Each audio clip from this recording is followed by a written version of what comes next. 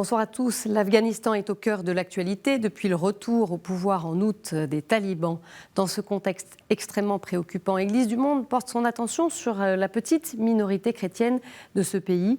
Éclairage dans un instant avec notre invité Étienne Gilles, qui est vice-président et cofondateur de l'ONG Amitié franco-afghane, AFRAN, qui travaille dans le domaine de l'éducation en Afghanistan.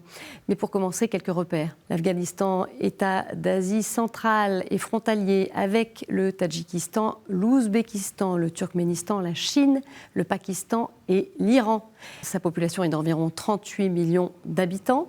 Côté religion, on ne le sait pas forcément, ce pays majoritairement musulman compte aussi quelques milliers de chrétiens, officiellement aucun Afghan, puisque l'apostasie est interdite. La communauté catholique est composée de ressortissants étrangers. Ils se rassemblaient habituellement dans l'unique chapelle du pays, située dans l'ambassade d'Italie à Kaboul. Mais le dernier prêtre catholique se trouvant sur place, le père Scalese, a dû être rapatrié fin août en Italie en raison des événements. Des religieuses qui assuraient une présence discrète au service des Afghans, et notamment d'enfants handicapés, ont elles aussi dû partir. Ils espèrent pouvoir regagner un jour l'Afghanistan si les conditions le permettent. Étienne Gilles, bonsoir. Bonsoir. Merci beaucoup de nous rejoindre pour cette émission. Alors, vous connaissez très bien l'Afghanistan que vous avez découvert au début des années 70. Vous avez été professeur de mathématiques au lycée franco-afghan de Kaboul pendant 10 ans. Et puis, vous êtes rentré en France durant la période communiste, période très, très difficile pour la population afghane qui a débuté en 1978.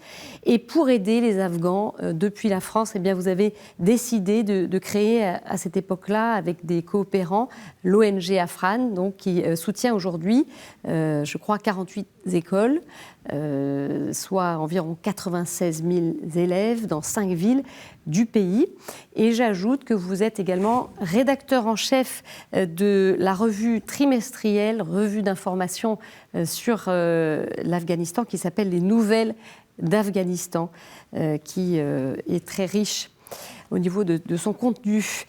J'ai une première question, évidemment, qui concerne un petit peu votre domaine d'action, l'éducation. Qu'est-ce que vous pouvez nous dire sur la situation actuellement dans les écoles en Afghanistan ?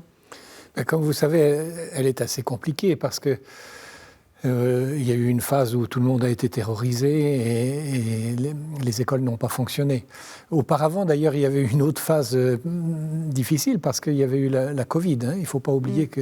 Donc les écoles avaient été fermées et là, à nouveau, elles ont été fermées et elles ont rouvert au niveau primaire, garçons et filles.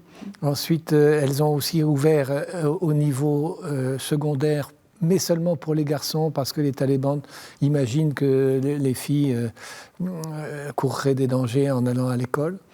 Et puis, il y a aussi des facultés privées qui fonctionnent avec une séparation très stricte entre les garçons et les filles. Et vous pouvez, vous, poursuivre votre mission, Afran ? Alors, pour le moment, non, en ce sens qu'il faut que nous reprenions contact avec les autorités talibanes, que nous essayions de trouver les interstices qui nous permettraient de continuer à travailler sans compromettre notre indépendance.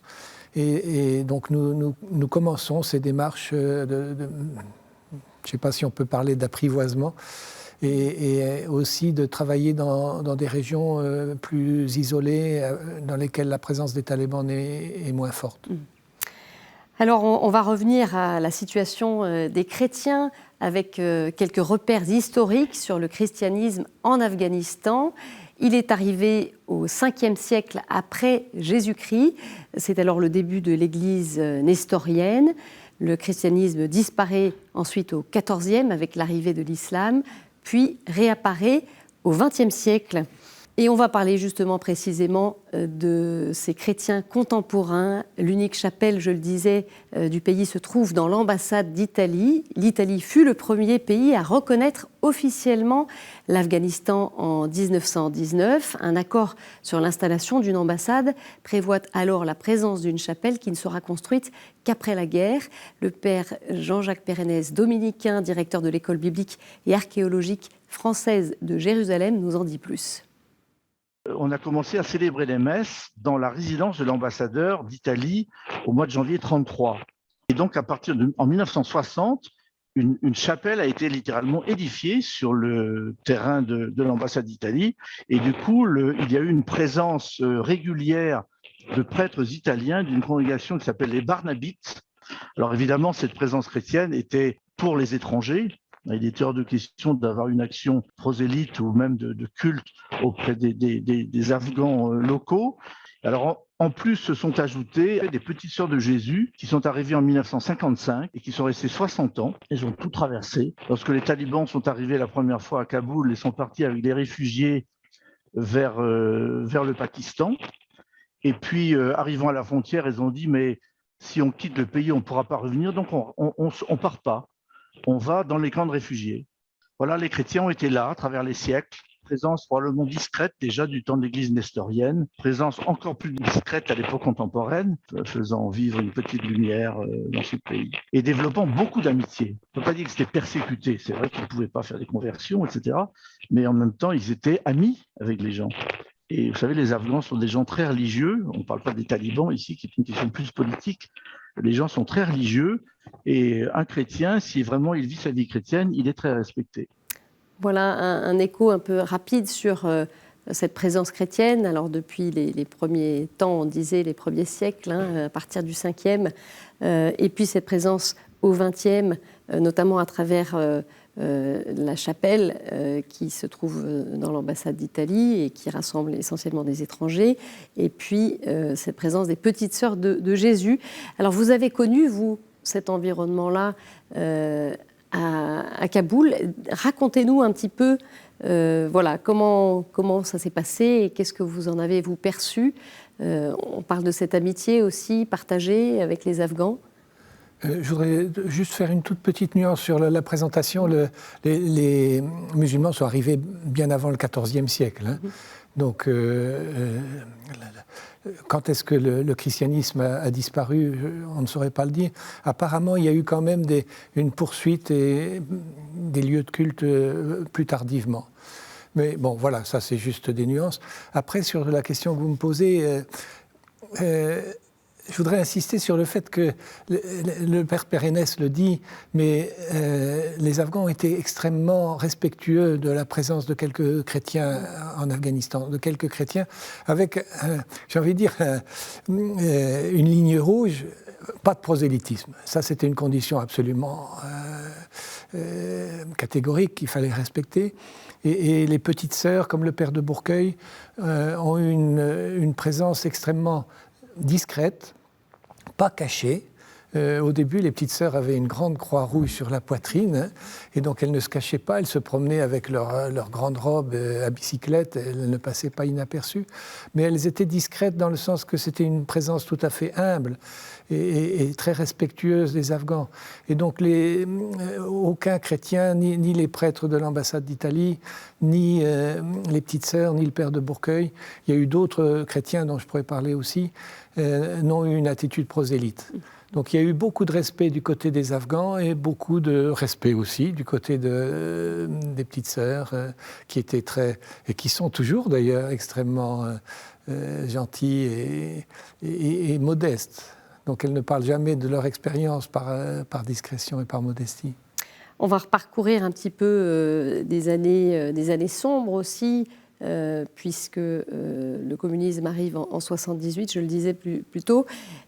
Voilà, il y a toute une période qui va devenir compliquée, notamment pour leur travail, le travail social. Racontez-nous d'abord comment est-ce qu'elles ont traversé, on pense aux petites sœurs, effectivement, ces périodes-là. Il faut parler des petites sœurs et il faut parler du père de Bourqueuil. Alors, on peut dire que les petites sœurs, quelle que soit l'époque, que ce soit pendant la présence soviétique sous le gouvernement communiste, ou que ce soit pendant la guerre civile qui a été horrible, que ce soit pendant le pouvoir des talibans, elles ont été respectées, elles n'ont pas eu de problème. Elles ont pu continuer à travailler. Voilà, donc elles ont fait leur travail, leurs contrats ont été renouvelés. Donc elles n'ont pas eu de problème et elles ont toujours souligné le fait que leurs voisins étaient très solidaires avec elles. elles pouvaient compter absolument sur leurs voisins. Il y avait un lien de confiance. Voilà. Et ça a été très dur pour toute la population. Donc ça a été dur pour les petites sœurs, mais au même niveau que pour la population. Donc quand elles se sont enfuies, entre guillemets, parce qu'elles ne pouvaient plus vivre, ce n'était pas parce qu'elles étaient persécutées, c'est parce que c'était invivable pour la population. De rester à Kaboul. Voilà, leur quartier était bombardé. D'où le fait qu'elles arrivent près de la frontière pakistanaise. Alors, bon, je n'ai pas les mêmes souvenirs tout à fait que le père Pérenès, mais en gros, c'est ça. Ouais. En gros, c'est ça. Donc, quand elles étaient dans les camps de réfugiés auprès de Jalalabad, dans l'est de l'Afghanistan, c'était pas du temps des talibans, c'était du temps de la guerre civile. Quand la guerre civile a été horrible en Afghanistan, la moitié de la ville de Kaboul, et la moitié, vraiment la moitié, hein, a été détruite. Et les combats ont été sanglants. Et donc, à un moment donné, les petites sœurs ont été obligées de partir et certaines sont allées dans des camps de réfugiés, ont continué leur travail sans problème et avec toujours le respect de la population. Vous vouliez aussi évoquer la figure du père de Bourqueuil. Voilà. Vous avez connu, racontez-nous. Alors, bon, il y aurait beaucoup de choses à dire sur le père de Bourqueuil, mais c'est la même chose. Le père de Bourqueuil, c'est une figure tout à fait étonnante, parce que c'est un grand islamologue. Hein, il a été reconnu par ses pairs, il a eu un doctorat sur œuvres parues, mais il était plus que docteur. Il était extrêmement réputé par tout le monde. Et curieusement, il était spécialiste d'un auteur mystique, Ansari, qui, par certains côtés, je ne sais pas s'il ratifierait mes paroles, le père de Bourqueuil, mais qui, par certains côtés, était intégriste. C'était quelqu'un qui n'acceptait absolument pas tout ce qui pouvait être innovation, mais qui, à travers ou malgré cet intégrisme ou ce traditionnalisme, était un grand mystique.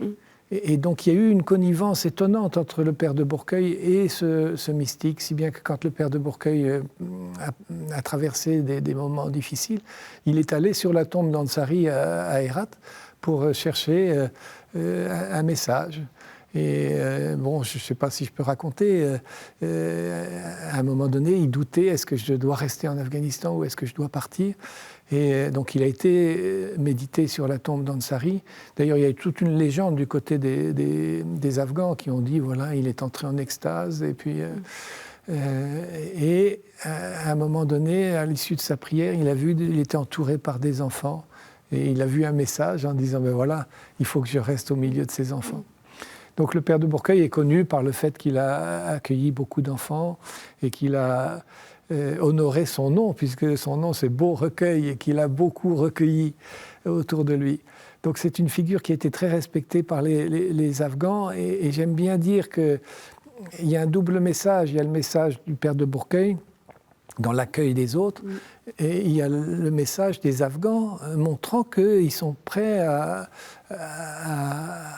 accueillir cette bonté qu'on peut le qualifier quelque part de divine. Hein. Et ça, vous l'avez expérimenté, cet accueil-là aussi des Afghans ? Bien sûr, moi j'ai vécu 4 ans avec le père de Bourqueuil, hein, dans sa maison, et je suis resté toujours en relation avec lui. Et bon, mais c'était un accueil complètement déraisonnable. Hein. Il y a eu un article dans le journal La Vie qui le qualifiait de fou de Dieu, et qu'on peut prendre dans les deux sens du terme. Hein. Il y avait une sorte de folie, hein, parce qu'il accueillait, et sa maison il accueillait jusqu'à 26 ou 27 enfants dans sa maison. Et je parlais de l'accueil par les Afghans. Est-ce que vous moi, personnellement. Oui, cette hospitalité. Oui, bien sûr. Et je l'ai vécu. D'abord, j'ai eu une relation avec mes élèves que je n'ai jamais eue en France. C'est étonnant, hein. Mais j'ai gardé des relations. J'ai toujours des élèves que je rencontre. Et mes élèves venaient parler facilement avec moi. Et donc, il y a eu vraiment une sorte de fraternité. Et dans ces dernières années aussi, je suis allé en Afghanistan tous les ans depuis l'année 2002. Et je revenais en France, et quand je faisais une conférence, j'aimais dire, c'était pas de la provocation, hein, mais j'ai dit dire, je reviens d'avoir pris un bain de fraternité. Parce que les gens sont fraternels, chaleureux, ils n'ont pas cette distance qu'on a un petit peu en France, où on a du mal à se serrer dans les bras. Et donc c'est paradoxal, parce qu'on voit l'Afghanistan sous un regard de gens qui se battent en permanence, mais il y a cette fraternité. Alors on va parler maintenant des chrétiens Alors afghans. excusez-moi, est-ce que je peux rajouter quand même un mot sur le père de Bourqueuil, parce qu'on ne peut pas non plus ne pas dire qu'à un moment donné, il a été accusé par les services secrets communistes et par le KGB d'être un espion. Donc on a monté tout un dossier sur lui pour transformer tout à fait. C'était horrible pour le père de Bourqueuil de voir qu'on l'a séparé de ses enfants, on a emprisonné ses enfants pour les faire avouer en les torturant. Et donc le père de Bourqueuil est revenu complètement détruit pendant 2-3 ans en France. Donc des souffrances aussi pour ces chrétiens donnés au pays. On va parler à présent des chrétiens, cette fois-ci afghans. Alors officiellement, il n'y en a pas, car l'apostasie est interdite en Afghanistan, mais il y a des convertis. Impossible cependant d'établir leur nombre. Certains Afghans se convertissent aussi à l'extérieur de leur pays. On va écouter le récit d'un Afghan aujourd'hui réfugié en France et qui a accepté de témoigner pour nous. Et c'est en Turquie qu'il a pour la première fois entendu parler du christianisme. Il répondait aux questions de Stéphanie Tesson. De temps en temps, j'ai regardé la télé et j'ai trouvé une chaîne de christianisme. Mais j'ai fait beaucoup attention parce que mes collègues ne comprennent pas que j'ai gardé la chaîne chrétienne. Je suis allé dans une église et quand je suis allé là-bas, il y a les femmes, les hommes, les enfants, une vraie famille. Tout le monde m'a accueilli. Je suis entré dans la messe, mais là-bas, en Turquie, je n'ai pas raconté vrai Jésus. Seulement, je raconte du christianisme et de l'église et la messe. J'ai rencontré vrai Jésus dans une église catholique à Zagreb, en Croatie. Et devant la porte d'entrée, il y a une grande croix et aussi les Jésus qui sur les croix. Il était presque tout nu, et les sols, et les mecs, il est vraiment beaucoup sauveur. Je pense que moi aussi, et ça c'est ma chemin. Et j'ai appris petit à petit sur Jésus et aussi préparé pour baptiser. Je suis vraiment très content parce que c'est mon choix. Je sais que encore mon chemin, c'est pas facile, mais j'ai trouvé un vrai chemin. Voilà, un témoignage fort. C'est très beau. Vous avez vous-même rencontré, sans l'avoir recherché, mais des Afghans qui se disaient chrétiens, ça c'était en Afghanistan. Qu'est-ce que vous pouvez nous en dire de ces rencontres ? C'était des rencontres tout à fait fortuites. Donc, comme j'en ai rencontré plusieurs, ça manifeste le fait qu'il y a une réalité que je ne saurais pas mesurer. C'était souvent des chrétiens qui avaient rencontré le christianisme à travers des églises évangéliques, je pense, et qui avaient été baptisés, mais qui ne faisaient pas partie de communautés, et dont l'instruction chrétienne était certainement extrêmement légère. Mais maintenant, on le voit avec les moyens de communication, les Afghans ont accès à la Bible. Donc on n'a pas le droit d'avoir une Bible chez soi, c'est un crime. Qu'est-ce que les chrétiens cachés risquent ? Est-ce que c'est la peine de mort ? Est-ce que c'est la prison ? Ils peuvent être dénoncés par un voisin. À ce moment-là, il y a un procès et donc ils sont obligés de se justifier. Et il y a eu des cas de condamnation à mort pour conversion au christianisme. Oui. Et donc chez ces gens, il y a certainement une attirance par rapport à Jésus. Ce n'est pas tellement le christianisme, mais c'est Jésus. Ça, vous l'avez entendu ? Oui, je pense que je peux le dire. Et avec un témoignage qui m'avait beaucoup touché, c'est que quelqu'un m'avait montré l'évangile sur son téléphone et m'avait dit la parole que je retiens et qui me touche le plus, c'est le fait que Jésus a dit si on te frappe sur la joue, alors je ne sais plus si c'est la joue droite ou la joue gauche, tends l'autre joue. Et donc c'est étonnant que ce soit ce message-là qui est touché cet ami afghan. Et voilà, donc les gens ont accès au message évangélique, certainement. Mais tout en devant être extrêmement prudent et discret. Oui. Une toute dernière question, voilà, qu'est-ce que vous pensez pour l'avenir? Qu'est-ce qu'il faudrait aussi? Comment on peut aussi aider les Afghans de là où nous sommes? Chacun, je pense, peut aider. Il faut s'informer, il faut essayer que l'émotion qui est très forte en ce moment, alors forcément elle retombera, mais il faut essayer qu'il y ait des signes de solidarité qui soient envoyés aux Afghans, soit par des messages, soit en faisant des conférences, soit en aidant les ONG qui travaillent en Afghanistan. Il y a beaucoup d'ONG qui travaillent, hein. Il y a MSF, il y a des ONG médicales, il y a des ONG Afran dans l'éducation. Donc je crois que tout le monde peut aider d'une manière ou d'une autre.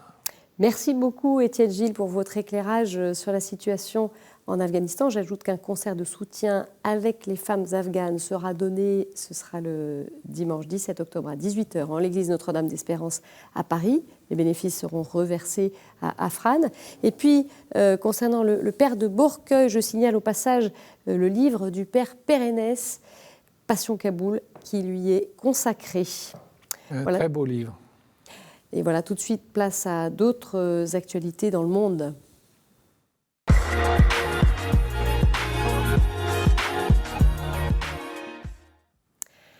Le rapport accablant de la commission indépendante sur les abus sexuels dans l'Église a suscité des réactions à l'étranger. Dans un communiqué, le cardinal Sean O'Malley, président de la commission pontificale pour la protection des mineurs, salue la démarche de l'Église de France qui, en commandant ce rapport, a fait les premiers pas nécessaires pour endiguer ce fléau des abus sexuels. Nous ne pouvons pas permettre qu'un seul survivant ne soit pas reconnu ou qu'une seule personne soit en danger d'abus par un membre de l'Église, a-t-il souligné. 8 mois après le coup d'État militaire en Birmanie, les combats se poursuivent entre l'armée et des groupes rebelles. Mais les nouvelles qui nous parviennent de ce pays d'Asie du Sud-Est se font de plus en plus rares. Alors malgré les coupures Internet quotidiennes, nous avons pu joindre un chrétien birman de l'État de Chine situé dans le nord-ouest du pays. Pour des raisons évidentes de sécurité, son témoignage est anonyme. Il nous a répondu par téléphone. First of all, it's food. It's food. Burma needs rice to survive. And now the people are starving because they cut off food materials carrying from lower Burma. They are checking, especially by night, very violently. So they ran away from the town to the nearby towns. So still, it's getting worse. Et puis j'ajoute qu'en France, le Sénat a adopté à l'unanimité le 5 octobre une proposition de résolution demandant au gouvernement français de reconnaître le gouvernement d'unité nationale de Birmanie. Le président de l'épiscopat polonais lance un appel à l'aide humanitaire pour les migrants. Dans un message publié le 4 octobre, Monseigneur Stanislas Gadecki a rappelé les tâches des chrétiens à l'égard des migrants et des réfugiés, l'assistance médicale et humanitaire et la recherche de solutions pour le bien commun. Le droit et le devoir de défendre les frontières de l'État peuvent être conciliés avec le fait d'apporter de l'aide aux personnes qui se trouvent dans des situations dramatiques, écrit-il. Il a lancé un appel pour obtenir l'autorisation d'ouvrir des couloirs humanitaires que Caritas Pologne se déclare prête à coordonner depuis 2016.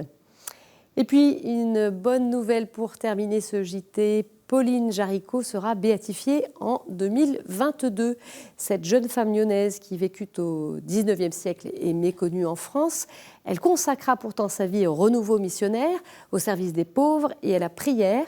Elle est la fondatrice de la propagation de la foi, devenue l'une des œuvres pontificales missionnaires, aujourd'hui présente dans 140 pays. Le pape Jean XXIII l'a proclamée vénérable en 1963. La cérémonie de béatification aura lieu à Lyon le 22 mai prochain. Et tout de suite, avant de clôturer cette édition, notre chronique du monde.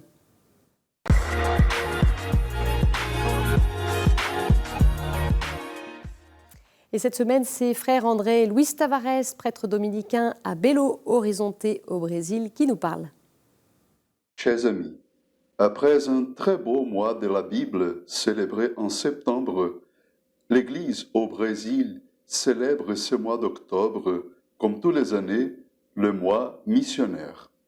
Ce mois s'ouvre avec la fête de la patronne des missions, Sainte Thérèse de Lisieux. Pendant le mois d'octobre, depuis 1972, il y a lieu la campagne missionnaire, organisée par les ouvres pontificales missionnaires avec la Conférence des évêques. En 2021, le thème de la campagne, c'est « Jésus-Christ est mission ».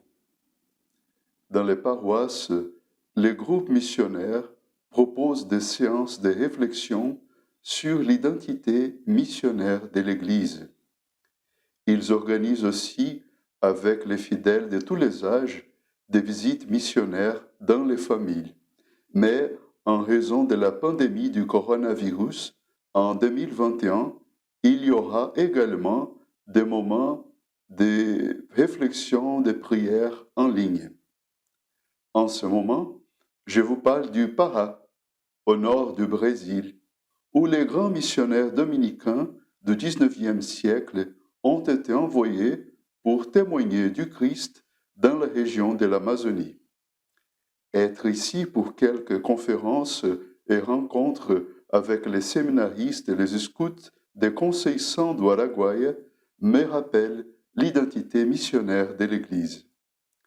On compte sur votre prière pour un mois missionnaire très fécond pour toute l'Église au Brésil. Voilà, merci frère Tavares. C'est la fin de cette édition. Vous pouvez la retrouver sur notre site et nos réseaux sociaux. Je vous donne rendez-vous jeudi prochain. Passez une très bonne semaine. Au revoir.